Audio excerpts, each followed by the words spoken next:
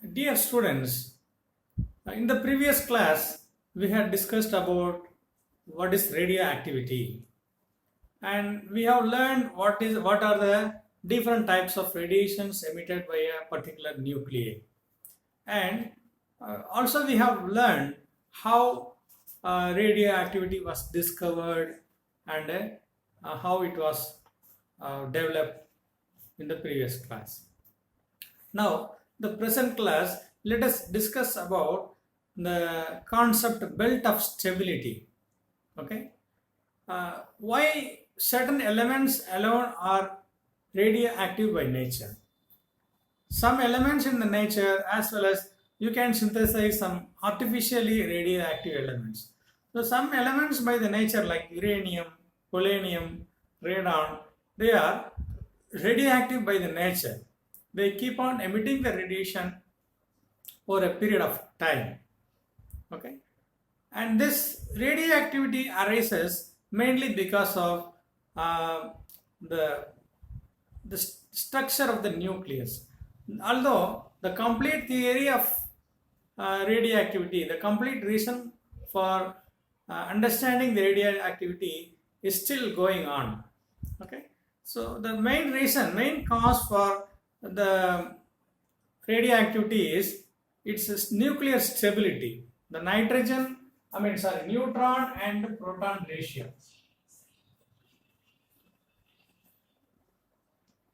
Okay, so you know the nucleus consists of neutron, positively charged neutron, and neutral neutrons, positively charged protons and neutral neutrons. Okay, and these protons and neutrons are held together by a kind of attractive forces. Often there is an exchange of particles between the neutron and the proton. So you will be studying it in the higher studies in an elaborate manner. Because of this unstable neutron and proton ratio, the element starts to disintegrate. If the neutron or proton ratio is 1, if you have equal number of neutrons and protons, the element is very much stable. But if the neutron and proton ratio is greater than 1, if it changes, if it is not 1, then the element becomes unstable. Okay, so this can be understood by drawing a graph. Let us say this number of neutron and a number of proton. Okay, so if the neutron and proton ratio is 1, okay, n by p is equal to 1. Okay, so whatever elements which falls along this line, they are highly stable and they won't emit any radiations. Okay, but if the ratio changes, okay, and this is called a belt. This is called a belt where n by p ratio is greater than 1. So any element which falls above or below the n by p belt, they become unstable and they start to emit the radiation. Okay, so there are in-depth theories to explain about the reason for radioactivity. Okay, and now we are going to see the laws of radioactivity. Okay, the laws of radioactivity was developed by a British scientist called Willard Crookes.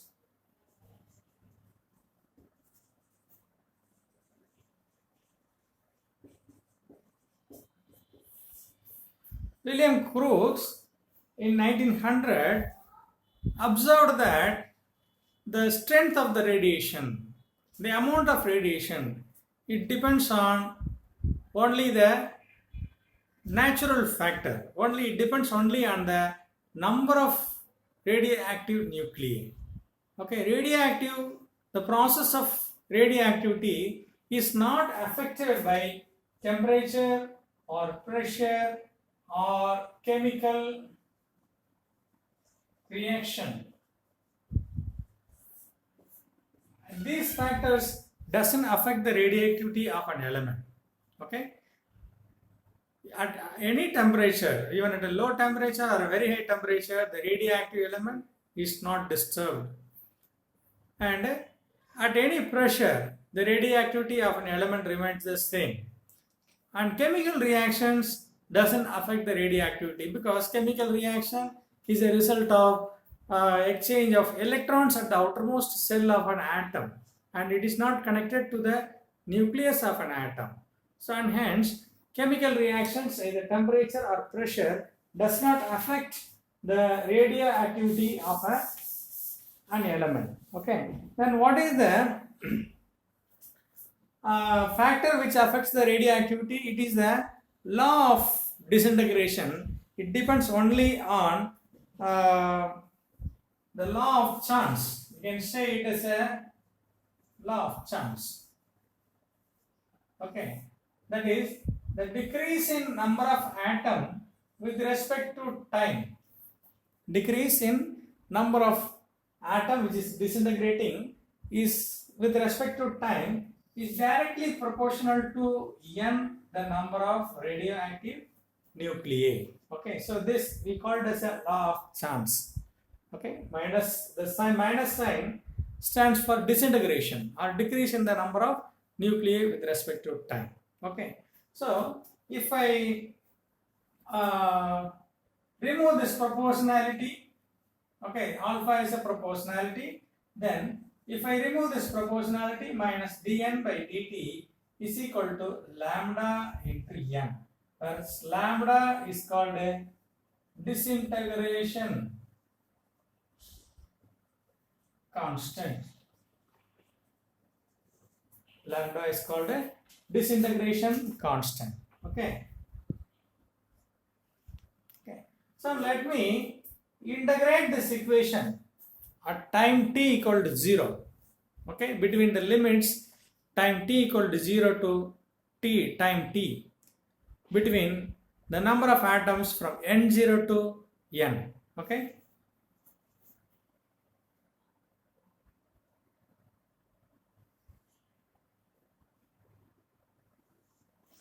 Okay, when time t equal to 0, okay, and up to n equal to n0.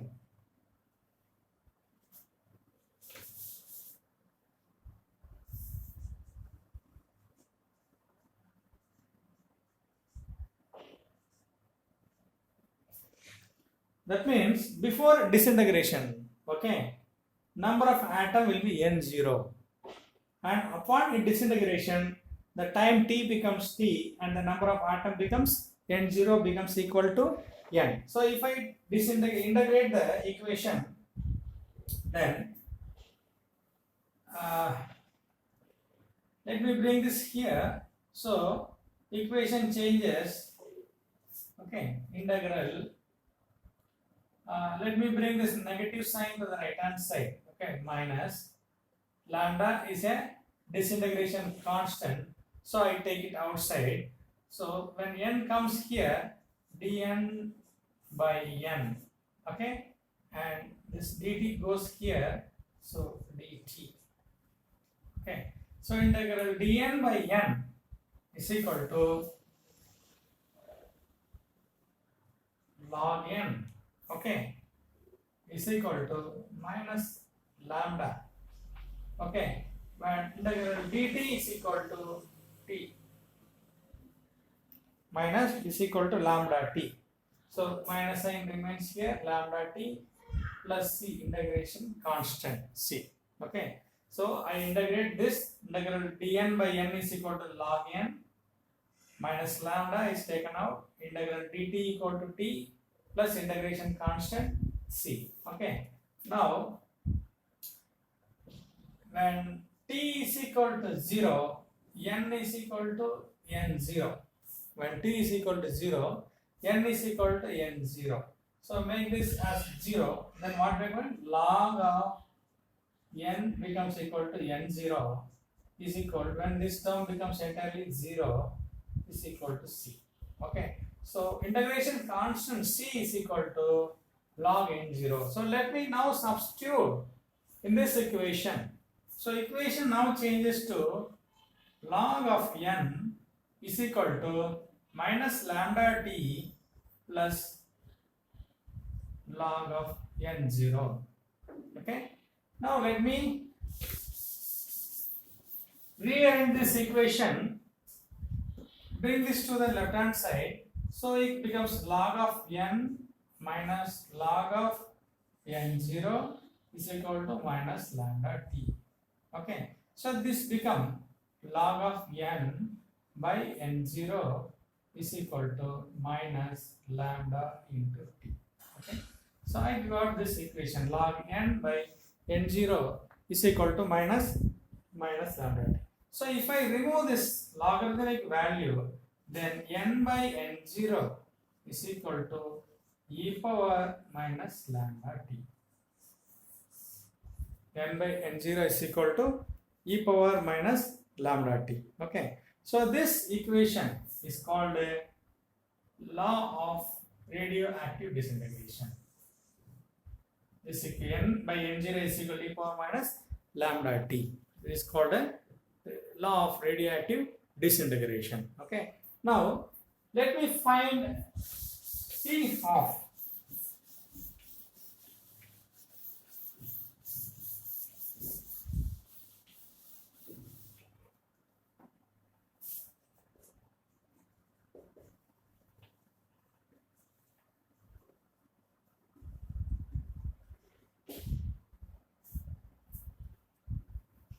okay. What is T half?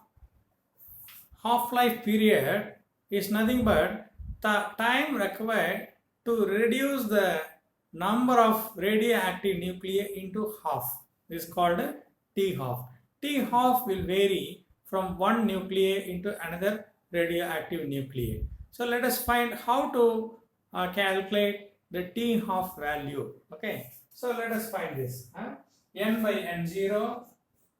What is this? N by n0 is equal to minus lambda t is the law of radioactive disintegration. Okay. So when t is equal to t half, that means at time of the time required for disintegration, n0 is equal to n0 by 2. That is, n is equal to number of atoms disintegrated will be n0 by t. n0 is the initial number of radioactive nuclei. N is the number of atoms disintegrated. So when time t is equal to t half, number of atoms disintegrated will be half the initial number of atoms. So n0 by 2. So let me substitute this in this equation. Okay. So when n equal to n0 by 2, what happens? Let me rearrange this equation first. N is equal to n0 e power minus lambda t. Okay, the same equation I write. So when now we can substitute this both parameters in this equation. Now this equation will change. N becomes equal to n0 by 2 equal to n0 e power minus lambda t. So let me cancel n0 on both sides. So 1 by 2 is equal to e power minus lambda t. So if I change this, if I invert this, 1 by 2 is equal to 2 by 1, then e power minus lambda t becomes 1 by e power minus lambda t. E power minus lambda t becomes equal to 1 by e power minus lambda t. So when this goes to the numerator, then e power plus lambda t. So 2 is equal to e power plus lambda t.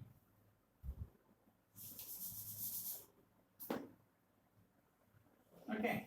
So if I take log e of 2 on both sides, log e of 2 is equal to logarithmic value of e power lambda t. Okay. Then let me write this. Now t becomes equal to t half here. Okay. N equal to n0. Then t becomes equal to t half. So let me correct this. Okay, e power t half. Okay, so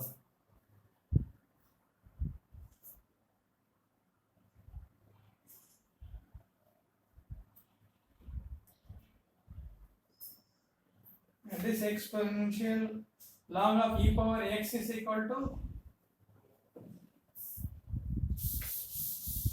let me change this, correct this. Okay, log of e power 2 equal to 0.693.